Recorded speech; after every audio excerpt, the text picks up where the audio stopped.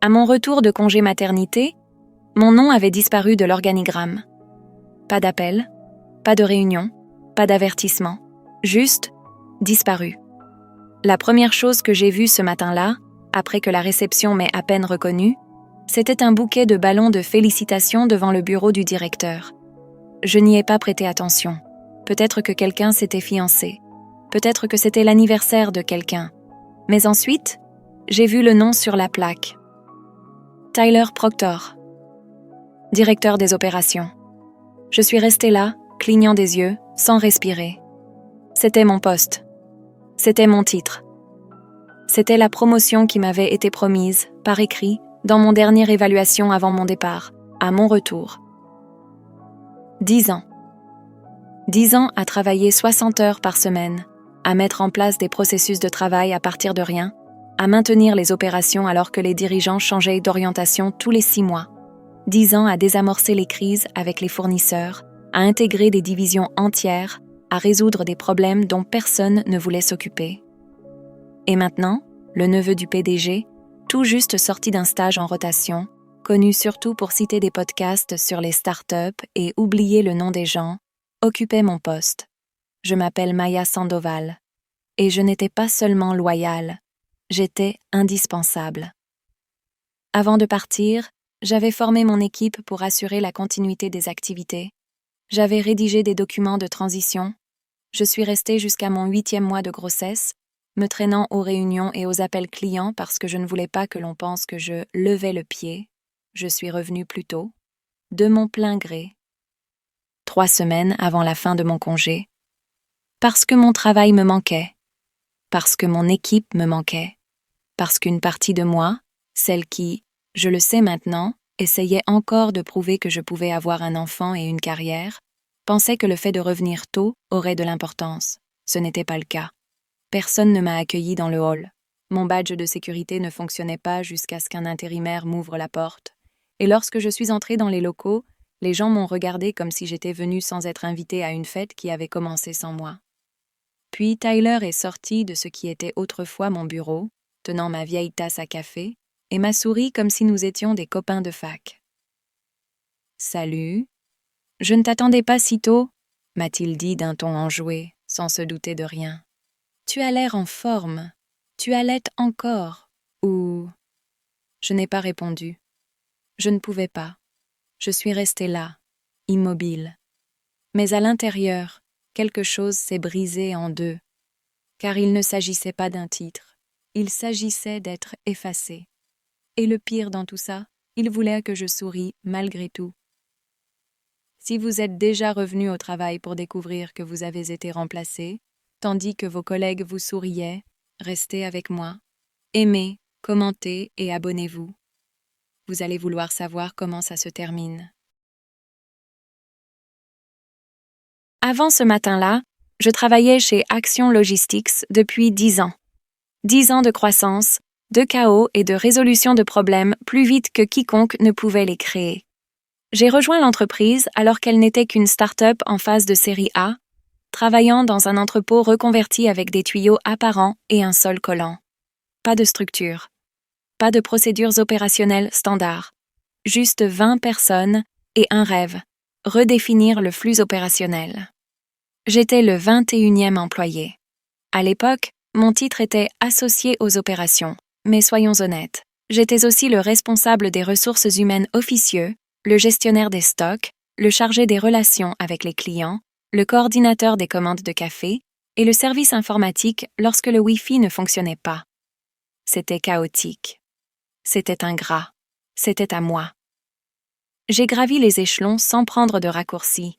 Pas de MBA prestigieux, pas de relations familiales, personne pour me promettre un titre en 6 mois si je me comportais bien. J'ai créé notre première base de données de fournisseurs. J'ai mis en place le logiciel de gestion des stocks que personne d'autre ne voulait apprendre. J'ai rédigé le document d'intégration que nous utilisons encore aujourd'hui. Tous les systèmes qui fonctionnent aujourd'hui sans que personne n'y pense, c'est moi qui les ai conçus. Au bout de 5 ans, j'étais responsable des opérations seniors, chargée de gérer l'ensemble de la logistique d'Action sur la côte ouest. Au bout de 7 ans, Je participais aux réunions trimestrielles du conseil d'administration et présentais des prévisions qui dépassaient les attentes 6 trimestres de suite. Personne n'avait à s'inquiéter quand Maya s'occupait de quelque chose. Et quand je suis tombée enceinte l'année dernière, cela n'a pas été un événement bouleversant. J'avais tout prévu. J'ai créé des documents de transfert étape par étape. J'ai formé ma remplaçante. J'avais tout prévu, jour pour jour. Et j'ai rencontré le PDG, Bryce Proctor, en tête-à-tête pour discuter de ma transition. Il m'a qualifiée de pivot. Il m'a dit que le titre de directrice m'attendait. « Ne t'inquiète pas », m'a-t-il dit. « Tu l'as mérité. » Alors, quand j'ai vu Tyler, son neveu, debout dans mon ancien bureau avec une plaque et une augmentation de salaire, sans avoir la moindre idée de ce qu'était une liste de contrôle de conformité 3PL, ce n'était pas seulement une trahison. C'était de l'amnésie d'entreprise. Comme si j'avais appuyé sur pause pour avoir un enfant et que j'étais revenue pour découvrir que quelqu'un avait effacé mon nom du générique. Le plus insultant dans tout ça, ils ont présenté cela comme une gentillesse. Nous ne voulions pas te submerger si peu de temps après ton retour. Nous avons pensé que cela te donnerait le temps de te réinstaller. Tyler est juste là pour donner un coup de main. Rien n'est définitif. Que des mensonges, car je n'étais pas confuse. J'étais discrètement rétrogradée, réabsorbée, remplacée, et tout le monde autour de moi agissait comme si c'était normal. Même mes subordonnés directs, l'équipe que j'avais constituée de toutes pièces, me regardaient avec une gêne polie, comme si j'avais erré dans une réunion à laquelle je n'avais plus ma place. L'une d'entre eux, Ellie, a évité mon regard pendant 3 jours d'affilée. C'est là que j'ai compris. Ils ne se contentaient pas de me remplacer. Ils réécrivaient l'histoire pour faire croire que j'avais pris du recul. Mais je n'avais pas pris de recul. Je m'étais retirée, brièvement, courageusement, pour donner la vie. Et maintenant, j'étais de retour. Et je regardais l'entreprise que j'avais aidé à construire essayer de sourire tout en m'enterrant vivante. Tout ne s'est pas effondré d'un seul coup. C'est ce qui a rendu la lutte si difficile. S'ils étaient entrés avec une boîte et m'avaient dit « Ton temps est écoulé », j'aurais su à quoi m'en tenir. Mais au lieu de cela s'est fait petit à petit, des demi-sourires, des modifications silencieuses, des réunions que je dirigeais auparavant et qui n'avaient plus besoin de ma participation. Au bout d'une semaine, j'ai réalisé que l'accès à mon agenda avait changé. La réunion de coordination des opérations que j'animais tous les lundis avait été déplacée. Je n'étais pas invitée.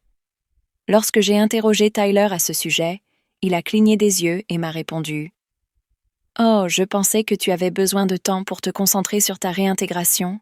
Je ne voulais pas te surcharger. » Encore cette phrase. Je ne voulais pas la surcharger. Comme si la maternité m'avait grillé le cerveau. Comme si je n'avais pas jonglé entre les calendriers logistiques et l'insomnie du 3e trimestre au cours du dernier trimestre et que j'avais quand même atteint un taux de satisfaction de 98%. L'équipe m'évitait comme si j'étais radioactive. Même Ellie, qui m'envoyait des SMS à 22 heures pour vérifier les taux d'exécution, passait désormais tout par Tyler. Lorsque j'ai enfin pu m'asseoir avec Katrina des ressources humaines, elle semblait vouloir disparaître sous le plancher. « Maya, je veux juste te dire à quel point nous sommes heureux que tu sois de retour, » m'a-t-elle dit en jetant un coup d'œil vers la porte, comme si quelqu'un pouvait écouter. Il y a eu un malentendu, je pense. J'ai hausse un sourcil. À propos de quoi? Eh bien, quand tu es parti en congé, il y avait des inquiétudes quant à la continuité du leadership au sein de ton équipe. Tyler est intervenu et l'organigramme a été ajusté en conséquence. Ajusté, comme si j'étais un élément cassé dans un tableau Excel. On m'avait dit que le poste de directeur était à moi. Ai-je répondu d'un ton neutre. On me l'avait dit avant mon départ, par écrit. Katrina a hésité. Je sais, j'ai vu l'évaluation. Mais, Brice, il pensait que le moment n'était peut-être plus idéal. Que tu souhaiterais peut-être plus de flexibilité? Plus de flexibilité. Ils avaient utilisé mon enfant comme bouc émissaire pour justifier une convenance politique. La semaine suivante, Tyler a organisé une réunion générale. Je me suis assise au fond, les bras croisés, et je l'ai écouté présenter une nouvelle vision opérationnelle qui consistait à supprimer la moitié des processus que j'avais mis 10 ans à mettre en place. Il a utilisé des expressions telles que recentrer la grille de synergie et déconstruire les points de friction hérités, ce qui, selon moi, signifiait passer de Slack à l'email et obliger tout le monde à remplir un document quotidien. Au milieu de son discours, il a déclaré « Nous voulons honorer les bases solides que Maya nous a données, mais il est maintenant temps de nous orienter vers une résilience en temps réel. » Je me suis sentie paralysée, honorée. Comme si j'étais un consultant mort. Après la réunion, je suis passée devant mon ancien bureau et je me suis arrêtée net. Mon manuel de procédure, un document de 160 pages que j'avais mis 3 ans à perfectionner, était à la poubelle, imprimé, froissé, coincé entre une boîte à pizza et une pile de post-it usagés. Je l'ai regardé si longtemps que j'en ai oublié de cligner des yeux. Mon cerveau a enregistré les contours de mon ancien système d'onglets, le séparateur bleu que j'avais ajouté pour l'intégration, à moitié déchiré, suspendu à une agrafe. Pendant 1 seconde, tout dans la pièce est devenu flou, comme si quelqu'un avait mis le monde en sourdine. Puis tout est revenu à la normale. Et j'ai continué à marcher. Plus tard dans la journée, un fournisseur avec lequel je travaillais depuis 6 ans m'a envoyé un email. « Salut, juste pour vérifier. Est-ce que nous passons toujours par toi ou quelqu'un d'autre s'en charge désormais? » C'est à ce moment-là que la tristesse s'est dissipée et qu'un sentiment plus vif s'est installé. Car si mes fournisseurs ne savaient pas qui était responsable, cela signifiait que personne ne leur avait dit, ce qui signifiait que Tyler ne savait pas comment faire. Pas vraiment. Et à terme, cela aurait eu des conséquences. À terme, les failles auraient été révélées. À terme, le conseil d'administration aurait commencé à poser des questions. Et quand cela se serait produit, je n'allais pas être celui qui se démènerait. L'email a été envoyé un jeudi objet. Annonce concernant la direction. Division des opérations. J'étais en copie. Pas en copie cachée. Je n'avais pas été prévenue. Juste là, comme tout le monde. Il commençait par les habituelles banalités d'entreprise. Alors que nous continuons à développer nos capacités opérationnelles, puis 2 paragraphes plus loin, j'ai lu la phrase qui m'a retourné l'estomac. Nous sommes ravis d'annoncer officiellement la promotion de Tyler Proctor au poste de directeur des opérations. Tyler a fait preuve d'un leadership exceptionnel pendant une période de transition critique, démontrant une agilité et une vision d'avenir qui correspondent à la vision d'action pour l'avenir. Je l'ai relu, et encore. Mon nom n'était pas mentionné, pas une seule fois. Aucune mention de mon départ, de mon travail, de ma décennie de loyauté. Juste une photo de Tyler souriant dans un blazer qui ne lui allait pas très bien, l'air de quelqu'un qui pensait que la prévision des stocks était une tendance, pas une compétence. C'était le moment décisif, pas quand j'ai vu mes systèmes à la poubelle, pas quand Katrina a parlé de mauvaise communication, pas même lorsque j'ai découvert que mon badge avait été désactivé. C'était cet email, parce que ce n'était pas seulement une trahison, c'était un enterrement auquel je n'avais pas été invitée. J'étais assise à mon bureau, celui qui se trouve maintenant près du placard à fournitures, mon téléphone dans une main et mon sac de tire-lait dans l'autre. J'étais arrivée tôt ce matin-là. J'étais debout depuis 4 heures du matin pour nourrir Eva. Je préparais une mise à jour interfonctionnelle que Tyler ne savait même pas lire. Et maintenant, je lisais un hommage à l'homme qui avait été embauché pour me remplacer pendant ma convalescence. Mes mains tremblaient, mais je n'ai rien dit. Pas encore. J'ai transféré l'email vers ma boîte de réception personnelle. Puis j'ai ouvert l'organigramme. J'étais répertoriée sous « Administration des opérations ». Sans titre, sans fonction, juste un nom flottant dans l'espace blanc comme un fantôme. Le vendredi, la note de service du conseil d'administration a suivi. Celle-ci était pire, car elle portait le nom de Brice en bas. Le leadership proactif de Tyler a déjà permis d'importants gains de restructuration dans l'ensemble des opérations. Nous sommes convaincus que cela marque la prochaine évolution de notre département des opérations. La prochaine évolution. Cette phrase m'est restée en travers de la gorge. comme un poids que je ne pouvais avaler. C'était tout? Étais-je soudainement trop lente parce que j'avais mis 12 semaines à me remettre de mon accouchement? Trop molle parce que j'avais une poussette dans mon coffre et du vomi sur ma manche? Pensait-il que je ne remarquerais pas? Ou pire encore, que je serais trop fatiguée pour me battre? Peut-être qu'à leurs yeux, j'étais déjà en train de disparaître. Une femme d'une trentaine d'années avec un bébé, un tire-lait et pas assez de temps pour ressauter autour d'un verre. Peut-être que c'était tout ce qu'il fallait. Un bébé, une pause. Et ils ont décidé que je ne comptais plus. Ce week-end-là, j'ai reçu un message Slack d'Ellie. Court, nerveux. Je voulais juste te dire. Je ne savais pas qu'ils allaient faire ça. Je suis désolée. Elle n'avait pas besoin d'expliquer ce que ça signifiait. Je le savais. Elle l'avait vu venir avant moi et n'avait rien dit. Le lundi, j'ai ouvert mon ordinateur portable et me suis retrouvée bloquée hors du disque dur partagé. Mes dossiers avaient disparu. Mon accès avait été révoqué. J'ai envoyé un email au service informatique. Ils m'ont répondu « Bonjour Maya, nous sommes en train de mettre à jour les autorisations basées sur les rôles. Faites-nous savoir si vous avez besoin d'une intervention plus importante. » Je suis entrée dans le bureau de Tyler. Il a levé les yeux de son bureau, les doigts tapotant toujours comme si je l'avais interrompu dans quelque chose d'important. Probablement Canva. J'ai dit « Salut, je n'ai plus accès au tableau de bord des opérations, ni au dossier des fournisseurs. Que se passe-t-il? » Tyler a cligné des yeux, puis a fait un vague geste de la main. « Oh oui, nous sommes en train de restructurer les droits d'accès. Nous simplifions le back-end. » J'ai insisté. « Sans me consulter? » Il a froncé les sourcils comme si c'était moi qui faisais des difficultés. « On pensait juste que tu reprenais doucement, tu sais, avec le bébé et tout. » Je l'ai regardé fixement. « Tyler, je suis de retour depuis plus d'1 mois. » Il a haussé les épaules. « C'est vrai, mais tu as beaucoup à faire. » J'ai acquiescé lentement. « Bien sûr. Bon.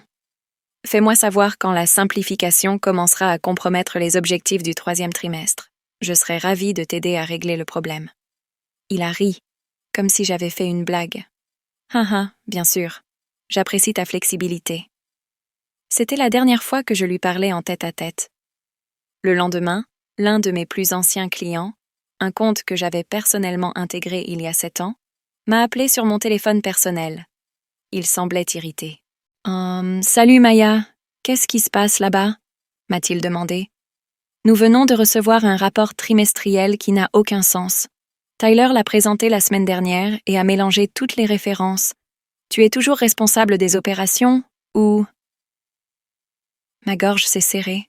« Non, » ai-je répondu. « Plus maintenant. » 3 autres appels similaires ont suivi avant la fin de la journée. Le mercredi, les fournisseurs ont commencé à nous contacter. Les calendriers ont été retardés. Les gens posèrent des questions. Personne n'avait de réponse. Je me suis assise dans ma voiture, le moteur éteint, mon ordinateur portable encore ouvert sur le siège passager, devant le bâtiment où j'avais passé 10 ans à réparer les erreurs des autres. Et j'ai repensé à toutes les nuits où j'étais restée tard au bureau. Tous les week-ends où j'avais répondu à des emails depuis les aéroports, les fêtes de naissance et les jours de congé maladie, et à quel point il avait été facile pour eux de me faire disparaître. J'ai levé les yeux vers les fenêtres du bureau et j'ai pris une décision. Je n'allais pas supplier, je n'allais pas m'expliquer, et je n'allais certainement pas demander la permission de redevenir moi-même. Je ne suis pas rentrée tout de suite. Au lieu de cela, j'ai pris la voiture. Sans destination, sans GPS. Juste la ville qui défilait derrière mes vitres, les intersections que j'avais traversées 1000 fois, les endroits où j'allais avant que tout ne devienne une question d'horaire de repas et de retombées. Je suis passée devant la crèche d'Ava, la pharmacie où je m'étais rendue 3 fois au cours de mon 3e trimestre, l'entrepôt Action, où se trouvait encore la chaîne que j'avais commandée et qui était boulonnée à l'entrée des marchandises. Une partie de moi voulait faire demi-tour, franchir les portes vitrées et arracher le nom de Tyler de l'annuaire, rédiger un email à toute l'entreprise avec tous les chiffres qu'il était sur le point de détruire. J'aurais pu l'envoyer. J'aurais pu mettre fin à sa carrière en un paragraphe, mais c'est cette version de moi qu'ils espéraient voir apparaître. Ils voulaient que je sois en colère. Ils voulaient que je sois émotive. Ils voulaient que je craque. Car si je craquais, ils pourraient réécrire la fin. Ils pourraient appeler cela une instabilité postpartum, une fatigue liée au leadership, une incapacité à s'adapter à cette nouvelle phase de la vie. Je l'entendais déjà Brice raconter cela dans une réunion à huis clos. Elle avait juste besoin de plus de temps pour s'adapter. Les choses ont changé après la naissance du bébé. C'est triste, mais elle n'était plus en phase avec notre direction. Non, il n'allait pas m'enterrer sous des euphémismes. Il n'allait pas m'effacer avec la compassion approuvée par les RH. Je me suis garée sans le vouloir sur le parking d'un café où j'avais l'habitude d'aller avec mon père le samedi. Les banquettes étaient les mêmes, la lumière était toujours aussi poussiéreuse autour des fenêtres, le café était toujours aussi amer, mais d'une manière qui vous réveillait. Nous avions l'habitude de nous asseoir à la deuxième banquette près de la fenêtre. Il lisait le journal pendant que je jouais avec les sachets de sucre.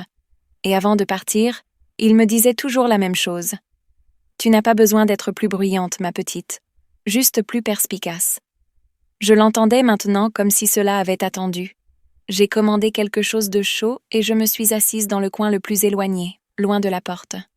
Puis j'ai ouvert mon ordinateur portable et j'ai commencé. Le CV est venu en premier. Non pas parce que je n'avais rien de prévu, mais parce que j'avais besoin de me rappeler tout ce que j'avais construit. J'avais besoin de le voir noir sur blanc. 10 ans de système, d'évolution et de chaos, gérés par quelqu'un qui, selon eux, avait pris du recul.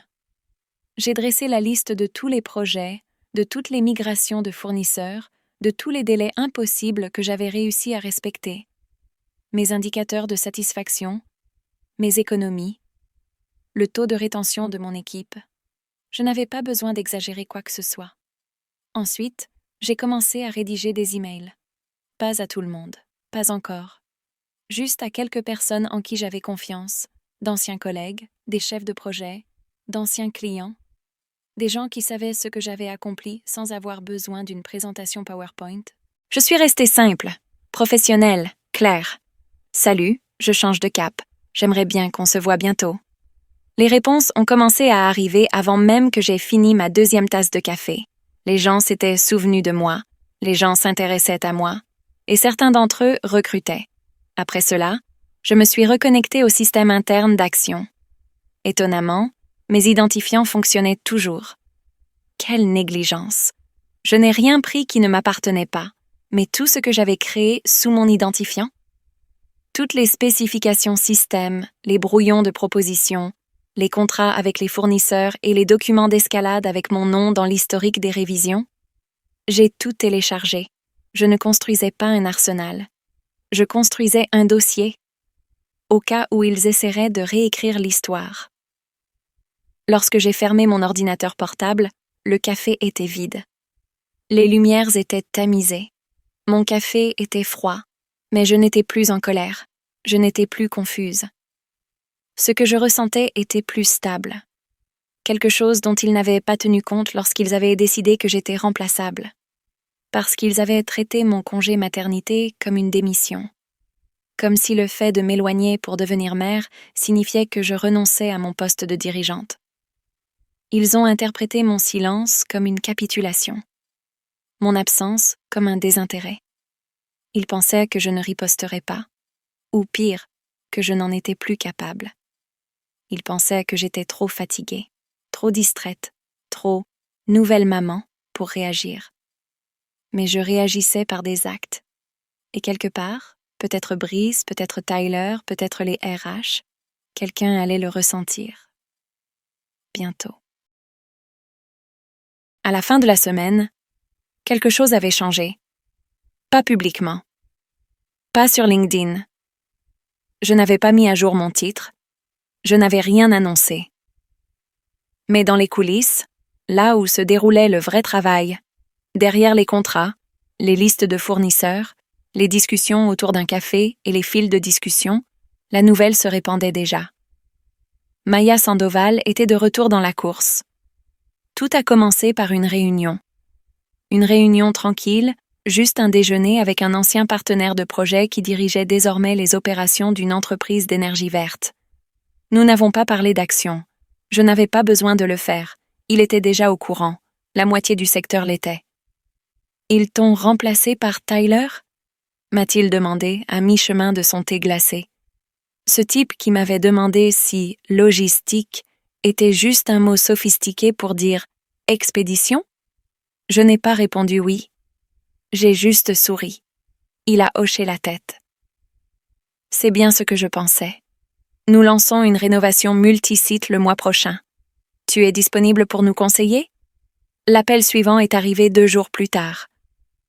Salut Maya, nous sommes en train de remanier notre liste de fournisseurs pour le 4e trimestre. J'ai entendu dire que tu étais peut-être disponible. On peut t'en parler? Puis un autre, puis 5, et soudain, sans avoir publié quoi que ce soit, j'avais 5 propositions pour prendre un café de la part d'entreprises qui se moquaient bien que j'ai une poussette dans mon coffre. Elles voulaient juste quelqu'un qui sache comment empêcher les projets de dérailler. J'ai accepté les rendez-vous. Non pas parce que j'avais besoin d'être validée, mais parce que j'avais besoin d'options. Puis, le jeudi après-midi, j'ai reçu un appel d'un numéro que je ne connaissais pas. « Bonjour, êtes-vous Maya Sandoval ?» m'a demandé une voix grave, directe et assurée.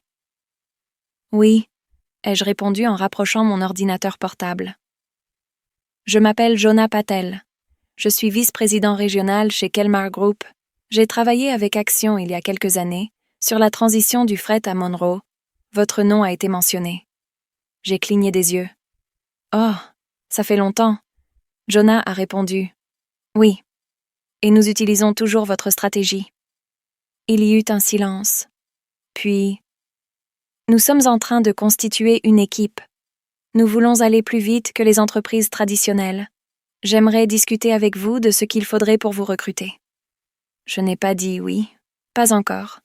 Mais je l'ai rencontré le lendemain pour prendre un café, dans un autre café cette fois, plus animé, en centre-ville. Il était venu avec des chiffres, un plan d'action, un titre que je n'avais jamais eu auparavant. Directeur des systèmes stratégiques, plus que ce que je gagnais chez Action, plus de contrôle, pas de chichi, pas de théâtre d'entreprise, juste des projets, des résultats, une piste dégagée. « Vous ne rendriez pas compte au neveu du PDG ?» a déclaré Jona, le regard fixe. J'ai ri. C'est un avantage tentant. Il a souri, puis s'est penché légèrement vers moi. « Nous sommes sur le dossier Bristol Transport. Vous savez qui d'autre a soumis une offre? » J'ai acquiescé.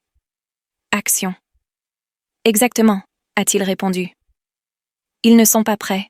Ils vont tout gâcher. » C'était là, ma chance. Pas de les détruire, pas directement, juste de les surpasser. De manière visible, irréfutable. J'ai accepté ce soir-là. Les papiers étaient de signer le lundi. Je n'ai rien publié. J'ai simplement disparu de leur système. Un jour, j'étais encore dans l'annuaire d'Action. Le lendemain, j'avais disparu. Pas d'email d'adieu. Pas de message d'au revoir sur LinkedIn. Pas de merci pour les bons moments. Juste le silence. Une coupure nette, chirurgicale, et en arrière-plan, leur plus grand concurrent se préparait à remporter le contrat qui allait décider du prochain exercice financier d'Action. Je ne cherchais pas à me venger. Je cherchais l'excellence. Et quand les retombées ont commencé, j'étais trop loin devant eux pour qu'ils puissent me rattraper. L'appel d'offres de Bristol Transport a été annoncé la semaine suivante. Ce n'était pas une surprise. Tout le monde dans le secteur avait suivi le calendrier de l'appel d'offres. Ce qui a surpris tout le monde, sauf Action apparemment, c'est leur manque de préparation. En quelques jours, les fissures ont commencé à apparaître. Je n'ai pas eu besoin de les chercher. Elles sont venues à moi. Un ingénieur junior que j'avais encadré m'a envoyé un message tard dans la nuit. Tyler a soumis la première version sans consulter le service financier. Les chiffres sont complètement faux. Le lendemain, un ancien représentant commercial m'a transmis un calendrier que Tyler avait partagé avec les parties prenantes. Les noms des mois étaient mal orthographiés. Puis vint Ellie, la même Ellie qui avait évité mon regard dans le couloir. « Vous aviez raison », m'écrivait-elle. « Tout s'écroule. » Tyler avait contourné l'ingénierie, promis des délais de livraison irréalistes et mal cité les règles d'urbanisme lors d'une conférence publique, puis avait rejeté la faute sur le planificateur. Et Brice? Il restait silencieux. Il essayait toujours de sauver la crédibilité de son neveu en faisant comme si de rien n'était. À la fin de la semaine, l'offre d'action était en retard. La version révisée était encore incomplète. L'équipe de Bristol l'a signalée comme « à haut risque ». Pendant ce temps, j'étais assise dans le bureau de Jonah, expliquant à notre analyste notre plan d'urgence. Le responsable du compte Bristol acquiesçait pendant que je parlais, déjà en train de feuilleter notre calendrier final. « C'est du travail solide », a-t-il déclaré. « Action va se faire écraser. » 2 jours plus tard, j'ai reçu un email. « Objet, j'aimerais reprendre contact. Bonjour Maya, j'espère que vous allez bien. Je serais ravie de discuter avec vous des opportunités de carrière chez Action. Merci de me faire savoir si vous êtes disponible cette semaine.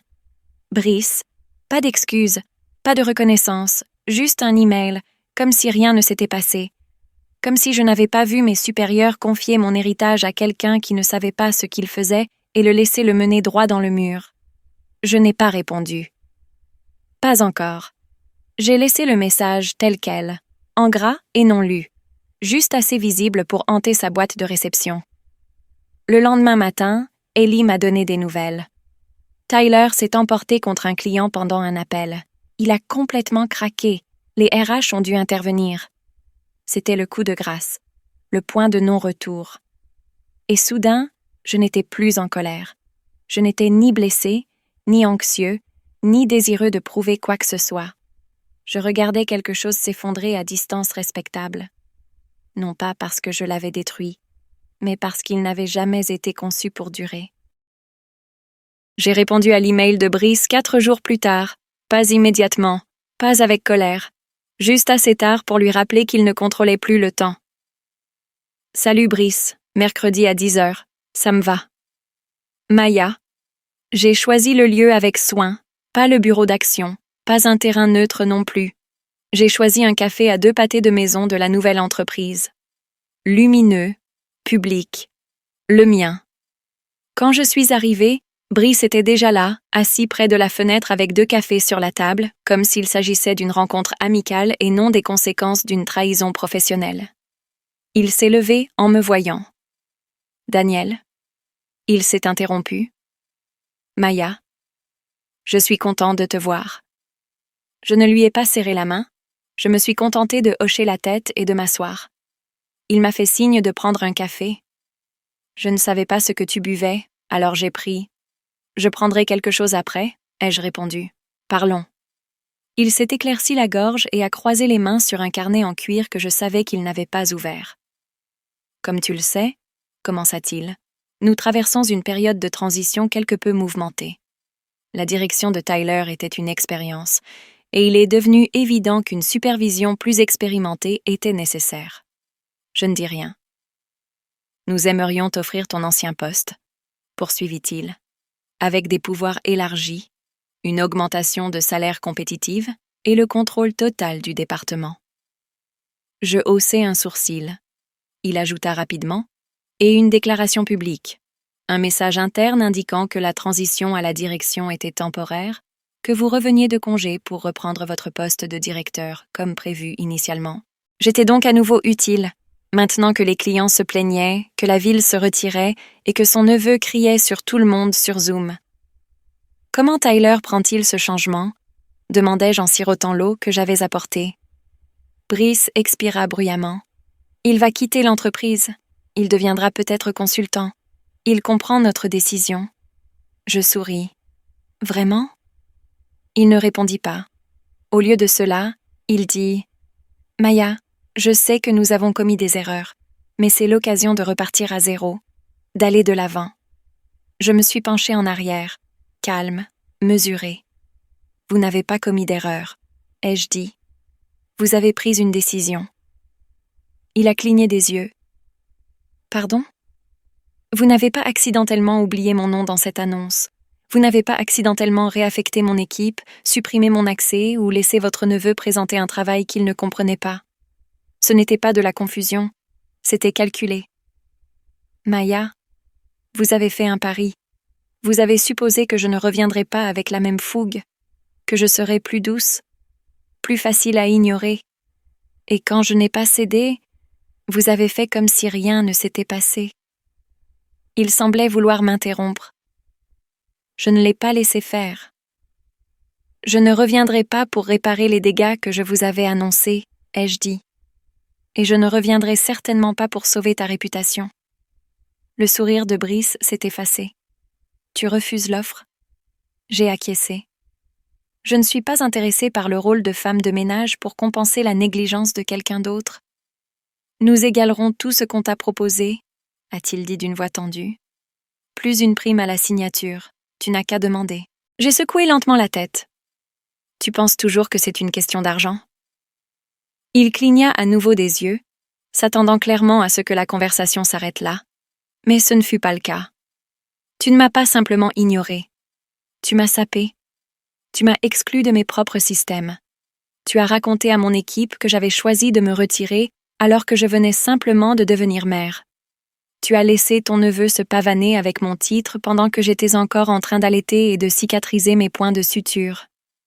Je laissais ces mots faire leur effet. Je le laissais ressentir. Je suis revenue avec un bébé dans les bras et un calendrier dans l'autre, et tu m'as traité comme un exemple à ne pas suivre. Il avait l'air abasourdi, même petit. Je ne suis pas un plan de secours, dis-je. Il se tut. Je me levai. Je pris mon temps pour rassembler mes affaires. J'ai déjà tourné la page, Brice, ai-je dit. Je ne suis pas une histoire de retour dont tu peux te servir. Je suis l'exemple à ne pas suivre que tu vas devoir expliquer au conseil d'administration pendant les 6 prochains mois. Il n'a pas bougé. Je me suis penchée légèrement, juste assez pour qu'il sente à quel point j'étais calme. Tu vas continuer à courir après les incendies, ai-je dit. Continuer à présenter des excuses. Continue à te demander pourquoi l'entreprise semble être en perte de vitesse. Et un jour, quand tu réaliseras enfin ce que tu as perdu, je reculai d'un pas. Je serai trop loin pour que tu puisses me rattraper. Puis je sortis, pas de café, pas de poignée de main, pas de cérémonie de clôture. Parce que ce n'était pas à moi de clore cette histoire. Il avait perdu ce droit en essayant de me remplacer. Le contrat avec Bristol Transport nous a été attribué. Officiellement, Kelmar a remporté le marché grâce à la clarté de son leadership et à sa confiance dans l'exécution. Officieusement, Action n'avait aucune chance. La nouvelle s'est rapidement répandue. Les erreurs de Tyler n'étaient plus seulement internes. Les fournisseurs étaient frustrés, les clients partaient, et la crédibilité d'Action s'effondrait en temps réel. Ellie m'a envoyé un message discret.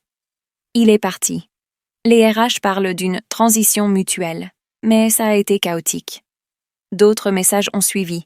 D'anciens clients, des contacts internes, même un fournisseur qui avait autrefois refusé de travailler avec quelqu'un d'autre que moi. Votre nouvelle équipe prend-elle des projets?